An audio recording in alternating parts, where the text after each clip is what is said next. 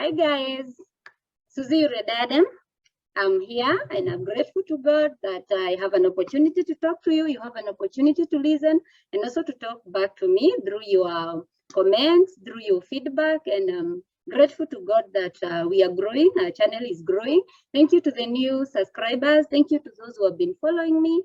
I'm grateful. And we continue to learn together. We say that this channel is all about living positive regardless. It doesn't matter the point you are at in life. You are at school, you're married, you are single, you're divorced, whatever point in life you are, we said we have to keep it positive. And I'm glad that again, with positivity, we are here to share and to continue sharing our lives in love. And I promised you that we are going to do this together. We shall be having friends, guests, and people who can tell us of different things in life, because our channel is holistic. We shall learn a lot. And today, I'm grateful to God that we have a guest in studio. We have one very beautiful lady there, and I'm glad that she's here with us. Her name is Carol, but I don't want to introduce her. I'll let our guest introduce herself, then we shall flow. Karibu sana, Carol. Thank you so much, Susan, for giving me this opportunity to be your guest today and to be the guest to your guests or viewers. So asante sana for this rare opportunity. Be hosted by you on your very nice headed topic or theme of your shows, remaining positive regardless whatever you are going through. This is a very nice topic, or this is a very nice theme, because you realize positivity drive can push you to overcome anything that you come across. It doesn't matter whether it is financial challenges or it is family issues. And I really liked the theme of your show. So asante sana, you requested me to introduce myself. My name is Caroline Chemnangoi, soon to be 50 years. So I'm on 50 years minus 6. You remember to put minus 6? You know, ladies don't giving the year 8. And I'm a mother of 3 beautiful daughters. And by profession, I'm a social worker trained and practicing. Okay. I come from Nanyuki. That is where I was born and raised up during my formative years. But the rest of my young adulthood, I lived in Meru. And then, yes, got an opportunity to pursue education. And through education, I ended up being in Norway, where I currently live and work, or I've lived here for this is my 15th year since I moved here through education. But after finishing my school, I settled here. So in a nutshell, that is Caroline. Wow. Yes. Wow, well, glad to have you, Caroline. And what I'm happy about is that the topic of today is really going well with your profession, because I know you're meeting with people, you're interacting with people, solving issues here and there. And so today, my viewers, we've been talking so much about love. Remember, I told you I love the topic love. And I've also been inspired by the fact that it's a bit unfortunate that nowadays, watching the TV, you have to be very strong, because deaths are reported. Either a partner has killed another partner, or they have committed suicide because of issues to do with love. And so I've been pushed to think of how can we help each other. And we have done other videos. I know my viewers, you have followed them and you have listened. And today, I want us to talk about divorce. And the reason I have Carol here, Caroline happened to have gone through a divorce. And the word divorce is a bit, sometimes can be seen to be scaring, a term that is scaring. And I've been thinking if we can talk of kuvumilia, let me put it quotes in quotes, kuvumilia until you get killed or you commit suicide because now you cannot take it anymore. That's why I want us to just get into this. And I decided that we can hear it from someone who has already gone through it. Live a life. Is there life after divorce? I'm a divorce. You know, it's so bad that you have to die because you are in a love relationship. Love is a beautiful thing. I know it and I know love is beautiful. But again, we all agree that love can also change and become hatred and become toxic. And that's why we are having people dying. So we are trying to save a society. That's why we are talking about this one, so that I wish we can have divorcees instead of burying people. That's why now we have Karen in the picture. Let her give her story so that a lady there can get inspired. Carol, I want you to inspire a lady who probably is hurting from divorce, who is probably so scared of divorce, although they think maybe that is the right route to take, but they are very afraid on how to go about that. So maybe, Carol, I would start by getting to know, divorce doesn't come where there has never existed love. So I would want to hear your love story, how it started, and how you have been, and how it felt to be loved before we go to divorce. Thank you so much, Susan. It's true that love is a beautiful thing, and love has a source, but the only thing that lacked is formula, you know, how to balance those mathematics of love so that it doesn't go south, yeah? But yeah, here we are, and we have to keep on talking. And actually, thank you for providing this platform and the way you approaching it, yeah? Like, even when things go wrong, should we remain stuck until we lose our lives? Yeah. And when we lose a life, it is not about the one life that we've lost. Yeah. We destroy many other lives that have been looking up to this particular person that have been killed or has committed suicide or something because of love. Yeah. So thank you so much. Let me just approach your question the way you asked it. You asked myself, you asked me to share about my love story. It is an area I was so, I don't know whether unfortunate or it was deliberate. It's in love area of my life. I grew up in a very strict church, full gospel. I was born in a Catholic family. That is where I was introduced to church. But after the age of 15, I moved from my parents and went to live with other families, whereby I was able to change denomination, because as long as my dad was involved, everyone was supposed to be a Catholic. And I remember there's a time I was so attracted to these keshas for full gospel. And one night, I remember when I was in primary school, I went and I got saved, and wazers came to look for this new believer. And I was told, if you want to go to that church, pack your things and when and now ukaishi now. And that is how my salvation ended, when I was at my family, at my parents' house. Yeah. But then when I left their home, then I was able to follow my heart, and I joined Full Gospel. So in Full Gospel, those who know Full Gospel when it was Full Gospel, because even our time, we found a time whereby they had loosened up a little bit. But our Full Gospel was known to be very strict when it came to the issues of love, such that even after fellowship, a lady and a gentleman were not supposed to be seen. Sorry, working together, because again, they thought like iyo kuzoeana would lead to sexual sin. And actually, if a lady or a gentleman happened to be involved in a sexual encounter and the church happened to know, actually people used to be excommunicated from church. And they would read this. I'll never forget, because there are many people who used to be excommunicated, and the whole church would stand and read, I think it is 1 Corinthians chapter 5, and we would dedicate those people to the hands of devil, and we would pray that the devil would deal with their hearts, and then I remember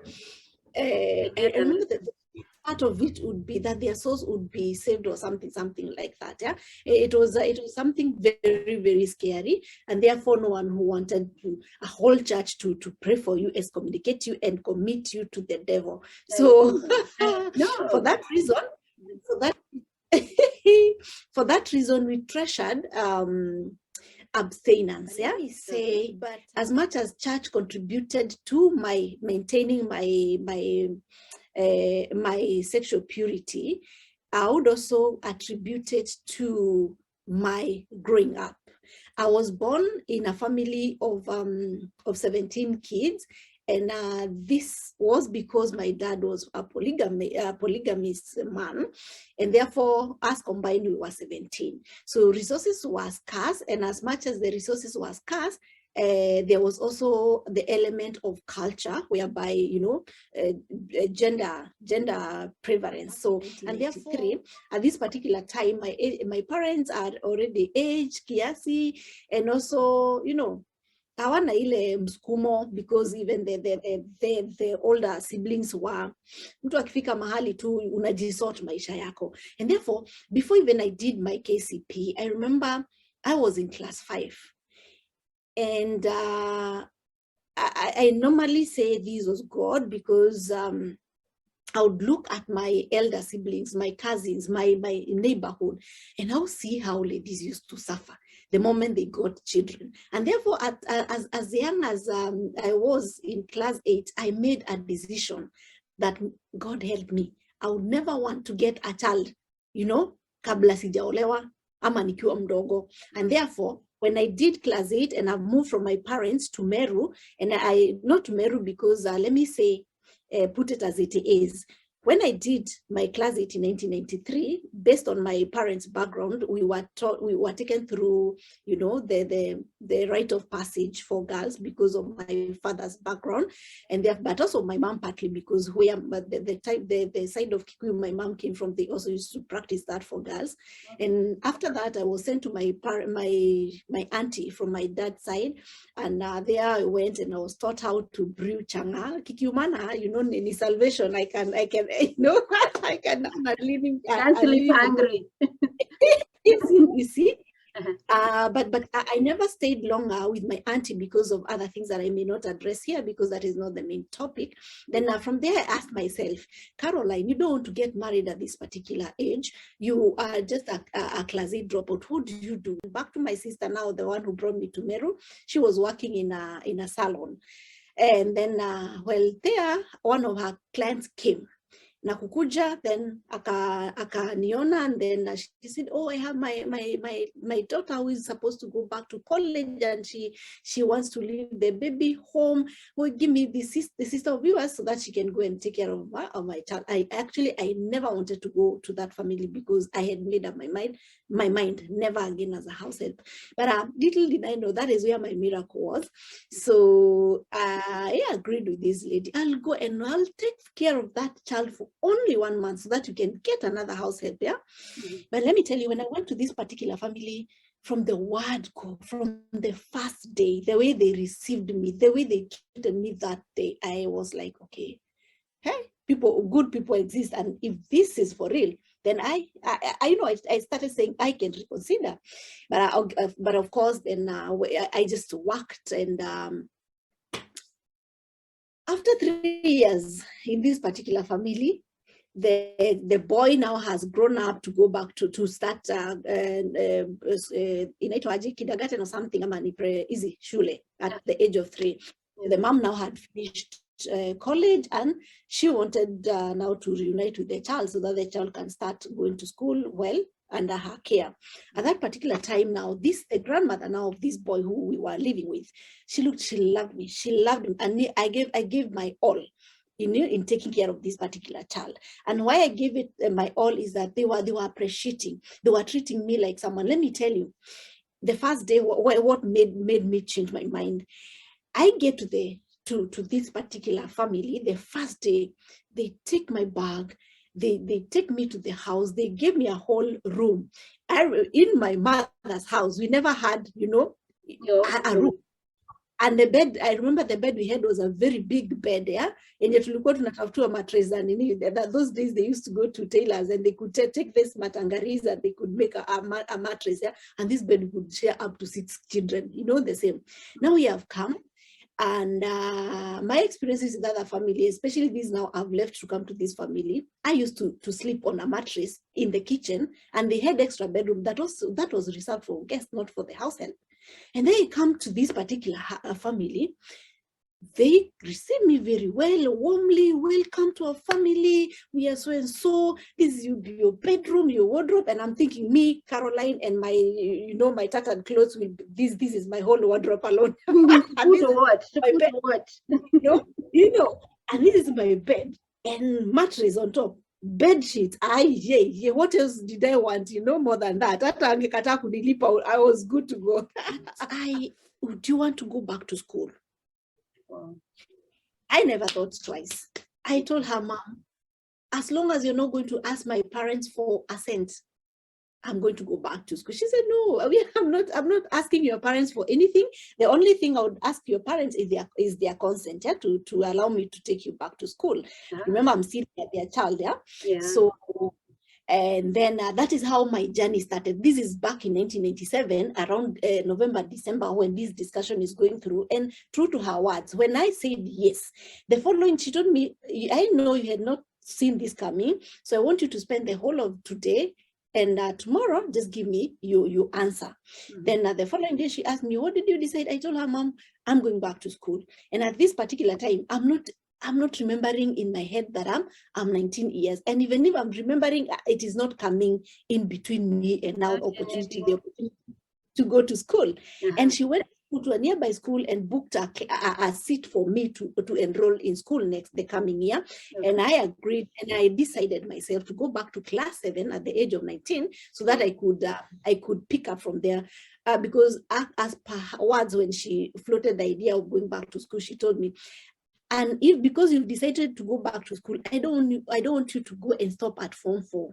I need a degree here in this house. You bring me, actually that you say, you bring me a degree. So that is how my journey of education started. That now I went back to class 7 in 1998 and 99. 19 years. 19 years, yeah. Let me tell you the funny thing, when the village got the wind of this house help going back to school, they were all like, grandmother, amerudi shule, because I've stayed there for 3 years and now they could not, relate to the Caroline house help going back to school, Yeah, and then she went to class 7, not even high school, yeah. And now they started, sure. I don't know where you come from. There is Mongedo, it's to small market places whereby men would go to, I don't know, to do what, yeah. And see. Normally say they sit down. We normally say there are meetings where they discuss things they know and which they don't know. Exactly, yeah. Yes. So and then they could tell, oh, grandmother, hi grandmother, you are going to school and back and you're passing there. But a good thing, I love this woman because when I told her what I was going through, actually, and those her words changed the whole story. And she told me, Caroline, wale wanakaa pale wanafanya nini? What are they achieving when they are sitting there? Go back to school. One day you'll come with the car and they'll come to help you offload whatever you'll be having. And those things came to pass many years later. But the thing is, I go back to school, did well in class 8, and went to a provincial school in Meru called Kaga Girls. Yeah, and Kaga Girls, God helped me with a few other challenges. I sailed through them, and by the grace of God, I got a very nice grade, and that is how I landed in the university. Okay. Remember, I've turned 25 years during my last year in high school. And this is when I started now thinking, hiya, Caroline, you're 25 years, yeah? You've never dated.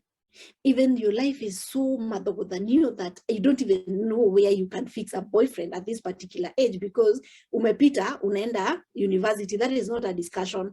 I'm going to the university. Because the thing is, I have to bring mom this degree. But now, Caroline, you're aging. Anyway, I tried to suppress that thought and went to the university. During our years, we used to wait for 2 years. And then now I went to the university when I had already turned 27. Early university, I've studied for 3 semesters and now scholarship comes. Wow.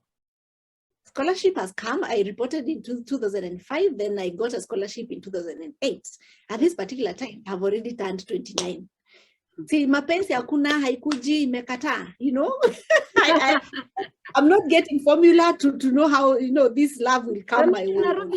So hii sasa hii madogodhanio, mapenzi imekataa, inaniona hivi inaenda hivi. So and I think it's because you know, now I was older, you know, than the now people you are relating with the language from school. Yeah. But let me be honest and say, unajua kuna kitu inaitangwa in campus ponyoka na fresha. So there's a young man whom we were in the same school. Actually, I was admitted initially to do anthropology, but I changed to social work. But before I changed, I had you know, there's a fresher also. Alikuwa amejijaza, alikuwa amejiamini. He wanted to ponyoka with me, and actually, there is something you're not telling us. There is no way, no way. Yes, but it never worked because you know, here my age is advanced, and then the age is also, you know, I'm thinking I cannot date someone younger than me. That was one. And then there's another. As we interacted, we joined CU, we went for this first year's retreat and all those things. And during that time, we got good contacts, you know, that developed to be friends. Yeah, we used to have a group. We used to call ourselves 3As: fellowship, food, and fun. And within this group of 5, there was a young man there, but that to be honest, I think I liked him and he liked me very much, but the age would not allow. You know, Caroline, 78, and this the other guy, 84, 85, born 85. Sasa tutapatana wapi, you know. Oh boy. That is why love had tried to find its way on my way, but because of age, nothing developed between us. And now at a point I left for Norway. So it was well in Norway, something called those days high five. It was a sort of ni kama hizi mavitu za Facebook and such kind of family of things. But that time Facebook was not so popular. But I was in high five that particular time before I left University of Nairobi, and I came to Norway. And in the early years of 2008, I got a contact in this high five. A contact that we got to know each other. We exchanged our numbers and our contacts, and we kept talking. And because I came here through a scholarship, this scholarship was paying for us a home visit once per year. And that year I traveled during summer holiday. Summer holiday here, the academic year starts from August to June, and therefore from June, end of June to end of July, that is summer holiday. So we would get tickets home. And that's 2008 when I've gotten this contact on high five.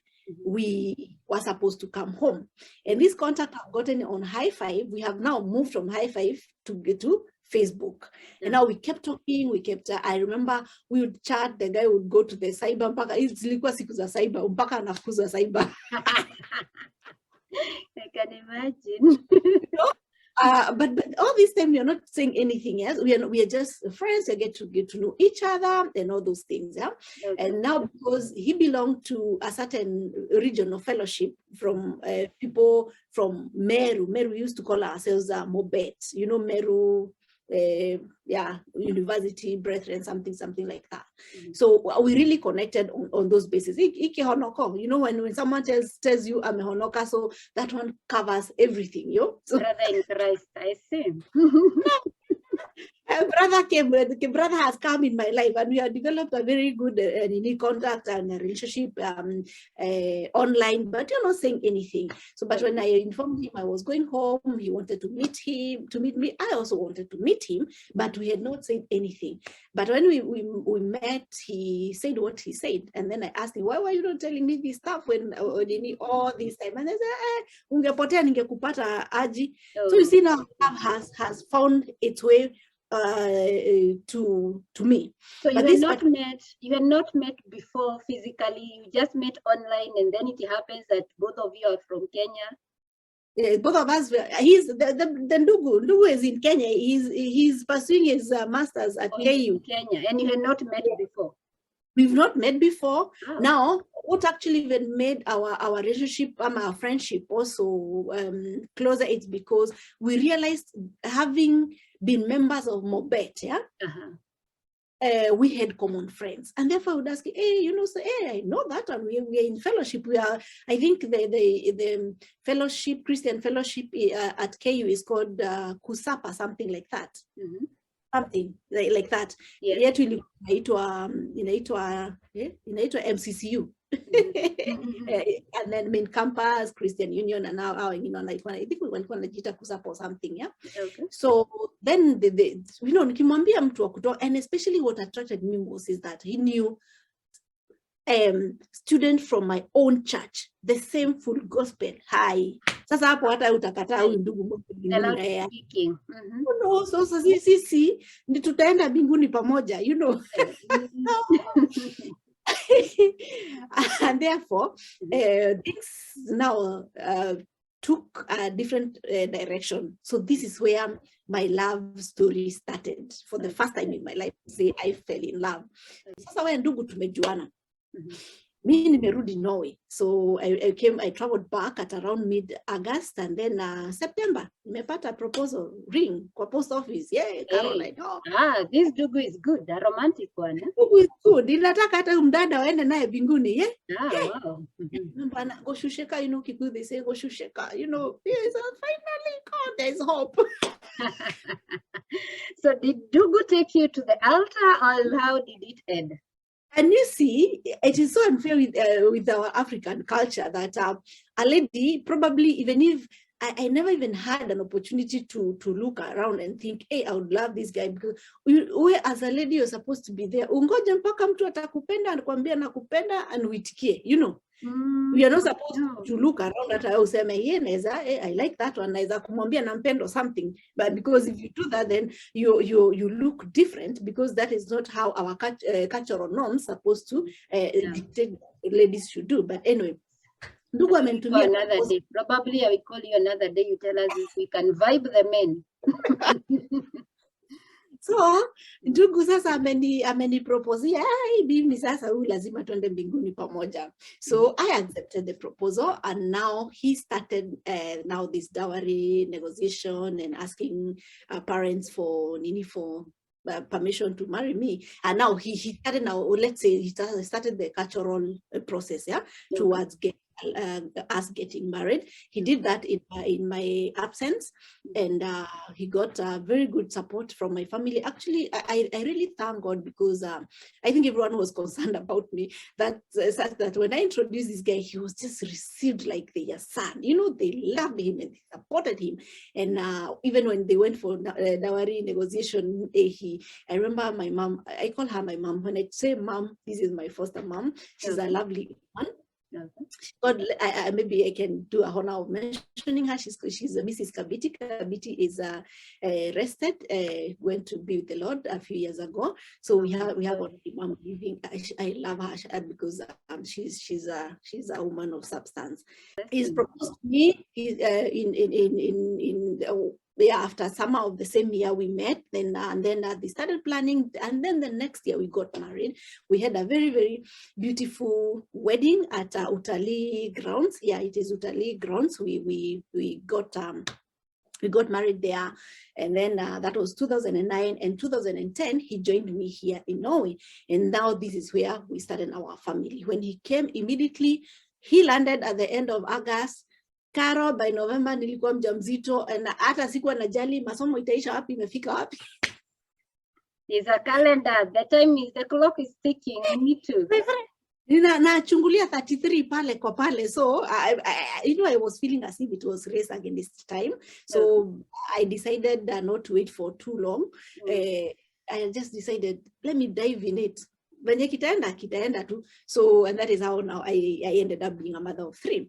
Wow. And yes, that is my love story. Wow. And that is how finally love found its way on my way. And then we did that, got married, and settled here as a family. Wow. Carol, I'm known of saying in my early videos, telling ladies that there is no time limit for marriage. And I always say that everybody has their clock. And I don't know which is this calendar that the society use when they are telling you the clock is ticking, you need to do something. I'm so grateful that you have given a true life story that you got married at actually you was planning of getting kids at the age of 33. And today girls at 25, they are feeling very old. So at least now we know that there's no hurry. You can start it anywhere. That's a beautiful way of starting your love story. I love it. And now, Carol, you are blessed with children. You said that in the marriage. So now where are we going now to start thinking we are not going to heaven together? This journey of heaven has parted ways. Yeah, imeenda to a crossroad. Yeah. Oh, how do we say now? Let's meet in heaven. Use your path, I use my path. Use your way, use your way. You are common goal where tukutane huko, yeah. Where our ways parted there. He's come here. We've settled. We've started giving birth to children, and our children came very fast. And we happen never to have attended the family planning classes, such that wa kwanza alikuja, wa pili akakuja, wa tatu akakuja. So we got the first child in 2011. And immediately after the child came, yeah, that is the first, no, let me not say it is the first time I started seeing the red flags, yeah. I remember I saw the red flags during our honeymoon, but you know, you think, hey, hatujajuana, you know, and it's true because hatuko tumejuana. Remember, we've dated online. They have negotiated all this online. I came here, I traveled home for our wedding 1 month before our wedding. And then we've gone for a honeymoon. We've lived for 1 month, and then I came back. I left him because of paperwork for him to join me. So we were strangers even during our honeymoon, and therefore I would ignore some things that are and these are some things that are, you know, talking carelessly. Mtu anasema kikitu unashanga, hii imetoka wapi? Who thinks like that? But I'm thinking, you know, tumeokoka. Unajua na tumeokoka. You know, I didn't want to be this woman. The Bible says a nagging woman is worse than a leaking. Yeah? Yes. So anyway, I ignored all those things. But let me say, the issues that started concerning me was about after getting our first child. And I remember it was about, you know, you're discussing about finances. Someone, you know, anafura, you know, doesn't talk to you and all those things. And I remember during that time I had invited my mother, this mom I call mom, the one who took me back to school. And I remember the first time I was so afraid. We were talking about this property we had bought, and then we wanted to do something, and I had raised concern, and then he was not happy about what I was raising, and he decided, not talking to you.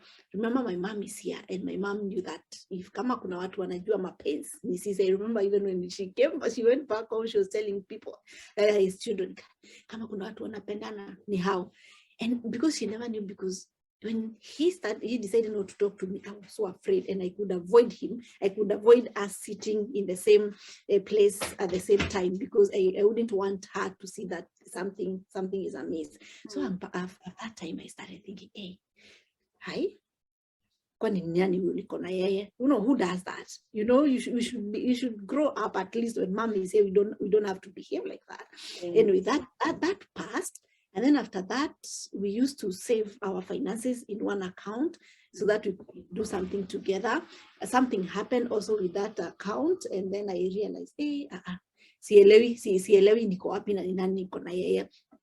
But again, you know, vitu zikaenda hivyo. Then 2013, our second born came, and when the second born came, when she was 6 months, the guy decided we were supposed to travel home for our friend's wedding, nilikuwa best maid wake, and then we're supposed to go home and come back.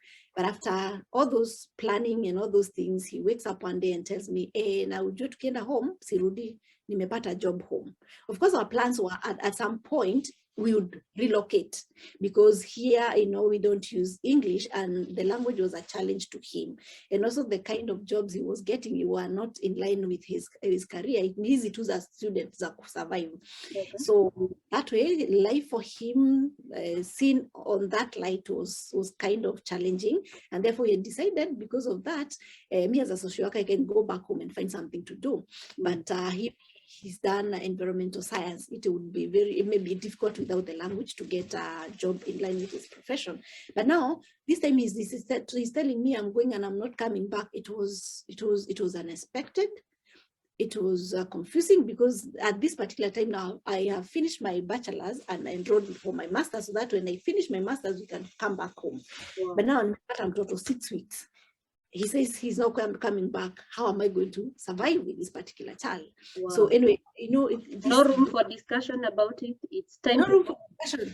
I'm going home. Remember, this is around 23rd of June, and he claims that amepata kazi he's supposed to report on 1st of July. And according to him, it was a surprise to him. And I'm thinking, for you to get a job is a process. You have to apply, you have to do an interview, you have to, but how can it be a surprise that you never knew all this time? Anyway, now the thing, my main thing here was, what now? How am I going to manage myself with 2 small babies? Remember, this now, our firstborn was turning 2 years the same June. And the other baby has been born. She's 6 weeks. They are young. I got into a panic mode, but we discussed, and he decided, if that's the case, then I can go with the elder child, and then you'll be left with this small one and see how you can manage yourself with schools and all this. And remember, here we don't have house helps. If you have to have someone to watch your baby, you have to pay. Na unalipa kwa masaa. Life became so difficult, and we discussed, and then he told me that naweza leta mtoto akimaliza kunyonya, which I did. And then I brought the baby in January of 2014. I traveled back to continue with my studies. I don't know what happened when I came back. And then the guy went, Chini, he's not talking to me. He's not, nimefanya nini? I don't know, for 3 months. Then when he bounced back, no room for discussion. Hey, now this is bringing tension, all these things. Then anyway, after he bounces back, he doesn't want to discuss what had happened, and then we live on. The summer of the same year, 2014, I go back now to see all of them. Now, remember, he has 2 small children, so my heart is still there. Yeah. So I will, in the issue of making up and what was not wrong, and what was wrong, and what was good, and all those things. So Carol. Remember, there's somewhere we missed the family planning classes, yeah? And according to our culture, it is a woman's duty to enroll into this class and to make sure that things don't go south, unajipanga, which of course it should be looked in a different way, because you are doing this together, so you should be part of this. And anyway, we as women, we take the blame and we take the big share of it. So after that, I come back now with the 3rd pregnancy, and this is where I think hell broke loose. I travel back in end of August of 2014, and then he doesn't want anything to do with me. So I think, well, the question you asked me, njia za mbinguni zilienda panda wapi? So this is how we went to njia panda, and then we decided where to go here now. But anyway, what I'm saying is that ask you, Carol, at that point, became pregnant. You've only lived with this man less than 3 years. Yes. As a man and a wife, and now you are leaving him with your kids and you're going away. Didn't you feel a bit uncomfortable that you're leaving your kids with a stranger? Why were you at peace leaving them with him? I want to look at it this way. Kids belong to both the father and mother. Okay. And therefore, me leaving him with our children was not an issue, because he's the father. Okay. Why would I feel unsafe with someone who we've sired the children with? Ni baba yake, then who else can I trust these kids with if not him at the first place? Okay. I get your concern. I know there are people who are raising their concern. I remember there's one lady told me, Karo, we ni mjinga sana. Unaweza peana watoto wako aje? And I'm thinking, remember at this particular time, I'm leaving these children with him. We are not separated. We are not fighting. Even if there are these two differences, they're still husband and wife. Yes. And therefore, for me, the way I look at it, I look at that watoto, women should not start or be owning children and claiming that ni watoto wangu. Unaona? Ni watoto wenu. The father is ni wetu. These are our children. And therefore, the way me as a mother should stop everything I'm doing to take care of my children. I feel we should also give the fathers the same opportunity, because not that they refuse. It's us who have those information. Hapana, watoto wangu baba yake hawezi akaachwa na mama hawezi akawachunga vizuri and all those things. Of course, there are those who are irresponsible, but you don't judge someone before you trust them with them and then fails. And you're not even forcing this to him. He's okay. He's saying, I can live with the children, go complete your education. Okay. Yes. So now with the third pregnancy, things became worse. At some point, he asked me for a 1-year break from our marriage, which of course I was concerned, and I'm asking him, 1-year marriage break, we let make things, or we let make things worse. But of course, there was no room for discussion. He's gone to his, they say men has their empty boxes, you know. He just go there and he doesn't want, he just want break. And he took it. Such that during this pregnancy, I walked alone with a close help of one friend, the friend who had a wedding in 2013, which she was here. We were in the same program with her here. So she was still here. She was working here. Now after finishing her undergraduate, she got a job and she was working here. She held my hand. She was my support system. And I am really grateful to that particular lady, because were it not for her, I think I would have lost it, because I'm thinking, I am far.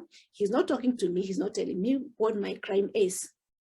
Whether it is now not having enrolled for this family planning class or whatever, so that but I think his fears were that at the end of the day ni ataachwa na nani na huyu mtoto. And he disconnected completely, nothing. He doesn't want to do anything with us.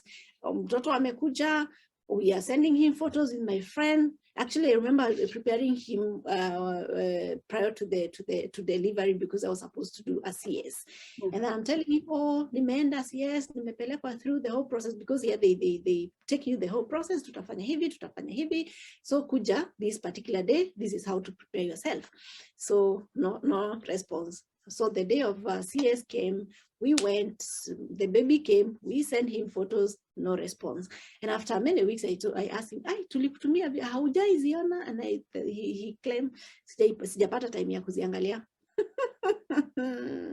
Anyway, and this particular time, even talking to now these other children through his phone has become so difficult that I had to buy a phone for them, that I would talk to them anytime I would want, with the help of my niece who was taking care of them.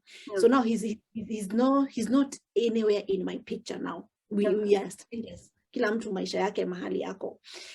Then after the baby is born, then I decide to go home to see whether, what is my crime? Can we sort out things? Remember now, when these things happen, what do? You get into a panic mode. Because what you fear most is that as we say, you foresee a divorce, which of course it is the most, every person, and especially ladies, fear this, because you're thinking, if this happens, if I get divorced, niko na watoto watatu kutaka aji, and I don't know why we panic and we rush to think, ni nani atakunikubali na watoto watatu, and I don't know why we think that we must have a partner in life. Someone has to accept us with our children, or think that you cannot be acceptable. People get married with even with 5 children, they get partners, So I think this is something that we should not get into a panic mode. We are responding with fear, because we're fearing all those things. But again, we go back to the society, ndio imetulebo, wewe umezalishwa na nani atakukubali, ama no other person would want to take care of watoto hajazana. Nani? Ni sababu tunakuamilia watoto that you want even the other man to take you with the children. Na ukaachia baba yake. Anyway, let me not go to that direction because I know it is a radical one.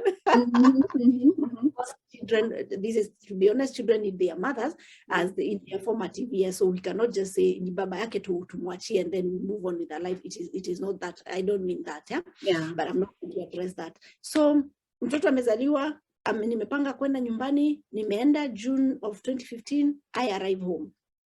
Of course nitaenda wapi? Sisi hatujaachana, we are still married. I go to his house, and then when I go to his house, nothing. He doesn't want to see me. He doesn't want to see the baby. If it is a black baby or a red baby or whatever it is, he just assumes. At haoni, umaiona, hutaki kukubali kuona. You have refused to see. I laughed today because I could not laugh that time because. And you prepared your husband that you're coming back, or you gave him a surprise? I knew because at some point when now I took the other baby home, I thought life would be very difficult for him if he wants to move around with the children. So I floated the idea of buying a car, and he says, "Well, ulibebwa na gari, ulilewa na gari." You know, even now, so I thought these are petty issues. I just bought a car. I bought a car. Actually, wakati nakuja kurudi na take away, I had bought a car online from Japan. So ilishipiwa, mimi nikifika Nairobi imefika. So I picked the car and nikawachia. So how he knew that we are coming is because this car niye alikuwa ni ya familia, niye alikuwa nayo. So when I was coming, because he could not even talk to us and to request him to come for us, so nilitumana iendewe ili tukujiwe na mtoto. Okay. Knew because whoever went to take the car, he knew imeendea tumekujia gari ili niende mama mtoto anakuja this day. So he knew. Okay. I remember that night after amekaa hapo hataki, alikuja akaingia bedroom akaenda kitchen akatoka akaenda jioni akarudi, hataki kuangalia hata mtoto. So the same niece that has been taking care of these two children is the one that took the child literally from my laps akampatia. That is the first time he took the baby and then started now baby thing. Wow. And life became tough at this particular time. You're not talking that. We are not talking, and now I'm thinking, Miss June Nini Huongei, and me bringing myself to your house is like I'm inviting you for a dialogue. But yes, we need to talk. We need to sort things out. But he's not there. So what happened that night? I remember I said, "Sister, you cannot even go to the same bedroom with someone who's not talking to you, has not been talking to you for almost a year. Mtaenda kuambiana aje ama unajua ni nini amepangia." So I occupied one of the bedrooms. We had a house with 3 bedrooms. I took one of them, and that is where I nilifanya camp yangu. We stayed for 2 weeks. Unapitana tu kwa nyumba. Yeah, sure. So 2 weeks without sorting your issues. And I'm not even sorting, even talking ana kuambiana good morning. In this particular time, let me tell you, it is good to talk about this because now, like you're saying, watu wanauana. Let me tell you, because of this pressure, to kama mtu you're not addressing, you're thinking it's okay with me, kama niongeleshi simuongeleshi, but it eats you up. True. It eats you up. See that the person who is so close to you, is dear to you, is not talking to you, is treating you like like an object or something like that. Pressure is building up. But at some point, and then he got I don't know whether he was expecting me to approach him, I don't know, because mimi hii story ya kuishi kuuliza ni nini nilifanya and all those things. So at this particular time, me hata mimi siulizi because ulinyamazia, nimejaribu my best. And I think what hurt me most is at this particular time, sending him photos for our child, and he says he didn't have time to look at them. Then tumekuja kwa nyumba, you don't want even to look at the baby, nimekuletea mpaka kwa nyumba. At that particular time, I decided I'm not engaging you anymore. So after 2 weeks, he just asked me, Mama Sifa. Our firstborn is called Praise, so we call her Sifa in Swahili. Uliamua hivyo ndio tutakaa, hivyo ndio tutakaa. That was the dialogue, the first. That was the opening. That is the opening. Then at this particular time, I'm almost losing it because nilikuwa nasikia nausea, nasikia kizunguzungu na sijaugua stress. Anyway, that hiyo siku ikaenda. Na kutoka hapo sasa ni vita za. Anyway, nikienda mahali, if I would come past 6, hakuna kwake, because when the sun was going down, you're supposed to have known it is getting late and you're supposed to be back. Hey, anyway, the pressure built up, and to some extent that one morning something happened that ended up at the police station, and then later he called the parents came, and we discussed, and they realized that there was no major things, because parents were expecting infidelity, there are nothing like, there was nothing actually tangible, because it was touching and it support pesa, watoto, nini, and all those things. So the parents advised us to remain, sort out our issues, and now discuss on how I'll go back to school, because they were so clear that Caroline should finish her education.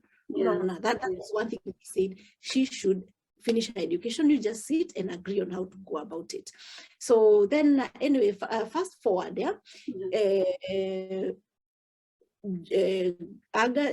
April of 2019. At this particular time, I've struggled. I finished my master's program in 2017, and at this particular time, remember, from now, this time, at some point 2016, because I came back to Norway to finish my education in January of now 2016, because anytime I'm getting a child, I'm taking a break from school. So then at some point in 2016, he told me in April, I remember, I'll never forget, one morning, I don't know what happened, and then he tells me, pack your things and go back to your people. Even the dowry I paid, I'm not going to bother about it. And I'm remembering, wewe ulipatiwa mimi kama kitu ya kutupa, ndio hiyo unaambia watu wetu dowry ulilipa, huta nini, you're not going to count loss ama vitu kama hizo. I remember at that particular time, because of these cracks, these things that are coming here and there in this Cold War, I'm so detached that I no longer, ile kusikia you are part of me. I'm thinking I'm on my own, because at some point I realized I was on my own in that particular marriage, and I decided I'm going to live the way he wants us to be. Like, you are on your own, I'm moving on with my life. I don't care what happens to you, as long as, mimi nilishamaliza kusoma, I'm working and all those things, struggle kivyako. So at this particular time, he tells me that I pack things and go back to my parents, and at that particular time, I told him, let me tell you, love may end, like mapenzi huisha. True. That I'm not going to compromise is about respect. And I removed my ring, nikampatia. And I think from that time, my heart changed completely. I went back to Norway. I never even followed him. Kumuuliza ulipanda, ulishuka, ama anything. I never. And this particular time, I'm not even asking him about the children. If I want to know about the children, to talk about the children, I'm talking with those people who are taking care of them, the hands-on ones. Yeah. So then we continued like that. And by the time I'm finishing my studies, I already convinced that there's nothing to go back to as far as my marriage is concerned. But Susan, remember, we are raised up in a society whereby it has its own norms. We have been raised up in churches whereby they have some values. We have been raised up as women, knowing that you as a lady, your existence depends on a man. That's a lady, you don't have a man in your life. Society doesn't respect you. True. And therefore, because of all these things, you just tell yourself, divorce is not allowed in church. And you as a person who is a practicing Christian, you just feel that, no, that is the last thing I would do. Culturally, you're thinking it is not even allowed, even it is a shame. No, even parents will not want to have a daughter when alifukuzwa. Wanasemanga alifukuzwa. Alifukuzwa, yes. And this is why you realize that if you're you're abused in your marriage, you go back to your parents, the first thing they ask you, ulifanya nini? Ulifanywa nini? Ulifanya nini? What did you do to your husband? Yeah, you provoke, and when you talk about nilichapwa nini, what did you do? It has to be you who did something that provoked you. Yes. For him to react the way he reacted. Mm-hmm. One who cares about your needs in this particular marriage, but all they cares about is that you have to be behaved in a certain way. When this happens, you have to handle it in this particular way. And this is something we are socialized with. Family setup is our primary socialization arena, at the base of our society. Yeah. And things that we learn when we are born in the families that we are born in, they become part of us. And therefore, when you grow up in a society whereby you are socialized to know that a woman should not leave the husband, a woman should, so you feel stuck. You really need this particular divorce. You want to leave this particular man because you're thinking, however he's treating me, it is not right, it is not good for me. But how do you start it? Kwa church utaanzishia happy. Kwa society, kwa familia utawaambia aje, True. And therefore I became stuck. Unasikia ring nilipeana, but what I'm not going to do is to file a divorce. Okay. But when I finished the school, I told him, nimemaliza shule and I've decided I am not coming back. Okay. And the reason as to why actually I also made my mind that I'm not coming back. I remember I used to see joke. There are some jokes and there are some jokes that crosses the boundaries, because when you tell me, I've struggled, I've stopped my education to get birth, to take care of these children so that I can go back to school when they are able now to survive on food, and then you are telling me, oh, umeishi shule, unafikiria nani atakupatia kazi when you're 40? Oh, then no. How do you even get those guts to go back to the place you are told hakuna mtu atakuemploy at 40? And it's true, because I think also as an employer, if you get too interested people in the job that you're offering, and you have someone at 25 years na mwingine wa 40, honestly, who is likely to deliver? Yes. These 40 years old, you need the energy. But anyway, so I looked at all those things, but my main motivator not to go back home was my relationship in that particular marriage, because I knew for sure there's nothing I'm coming back for. You had already been asked to pack and leave. I've been already asked to pack and leave. Ninaenda wapi? And from now, this take away, I took away the third one, yeah? There's nothing. Gedhomo ingine hatusomi masomo ingine kutoka hiyo time. Masomo ilishia hapo hivyo tu, vitabu tumekata kusoma, katiba hatusomi. Wow. There's a way this katiba makes people to be connected emotionally. Definitely. And therefore, sasa kutoka 2014 mpaka hii time, sasa you're so disconnected that you can sometimes you just remember, yeah, there's someone in my life like this, yeah, he's still my husband, she's still my wife, and all those things. So anyway, now I've decided to come back to Norway, and I've come back to Norway. Then I've asked him, now nimemaliza masomo, ninaenda kutafuta job, but ningependa kurudi na watoto. Sasa I told you, watoto si wa mama, watoto si ni wetu. And because here ni watoto ni wake, he decided, over my dead body, you are not taking away my children. So mimi, from my whatever my head tells me that should be happening, of course, is that kids belong to both father and mother. And therefore, amesema watoto wake sichukui, but najua watoto ni wangu. My main issue is the watoto nawapenda. Watoto, you taking care of them. Am I able to send you support? Are they doing good? And now, sababu sijapata kazi, I also have to come back, settle, get myself a job, and then I'll see the way forward. Yeah. Yes. So I leave the children and come back. And I think now he realized that hey, things happen, they are beyond repair. In April of 2018, one day we are just talking and we are discussing about how we need to raise our children with now the distance and all those things. So he just claimed that that I don't support my children. And I'm thinking, mwanaume, if what I'm doing is not support, supporting ingine naweza kupatia gani? That is what I'm saying in my mind. I'm not, of course, verbalizing them. Yeah. And then he tells me, I am thinking he's joking. He tells me, uwezi ukakuwa unaongea na watoto usupportingi na watoto upendi. So from today, talk to them for the last time. Yeah? And I thought he's joking. Remember wako na simu yao nimewanunulia that I can call them anytime. Kutoka hiyo, I call the children, they're not picking my phone. Because what you normally used to do is that nikiwapigia wasipopata na warekodia kwa WhatsApp, and then they would record back when they are available. Yeah. I send my recordings, nothing is coming back. My friend, I again got into a panic mode. I'm calling the best man. I'm calling the pastor who officiated us, and I'm trying to get someone to reach out to him so that he doesn't keep the children away from me. Yeah. And when I realized that, of course, the people involved, they had their own reservation. No one who was able to intervene. Okay. I decided, and at this particular time, there's a book I was writing. I forgot also to introduce myself as an author. At this particular time, I realized now, Caroline, you have to sober up, approach things from a point of understanding, soberness, not from a point of fear and panic.